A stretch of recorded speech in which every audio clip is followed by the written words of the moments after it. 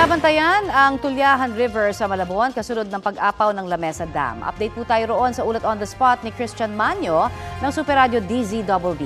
Christian?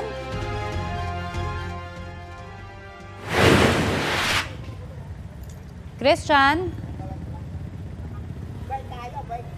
12 meters ang antas ng tubig sa Tulyahan River sa lungsod ng Malabon, Miyerkules ng umaga, batay sa monitoring ng Malabon Disaster Risk Reduction and Management Office.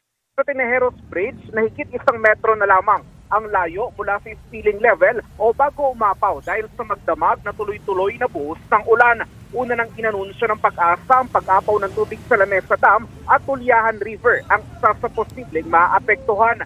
Sa impormasyon naman ng nilabas ng Malabon City Public Information Office, naranasan ang 8 to 10 inches na baha sa bahagi ng Maysilo, Santolan at San Agustin, 6 to 8 inches na baha naman sa ilang bahagi ng Acacia, Catmon at Dampalita, habang 2 to 5 inches sa ilang pang lugar na posible pang tumaas sa oras na umapaw ang Tulyahan River. Sa mga oras na ito, makulimlim pa rin sa Malabon at inaasahan ang pagbuhos ng ulan kasunod ng inilabas na yellow rainfall warning ng Pag-asa sa Metro Manila dahil sa habagat.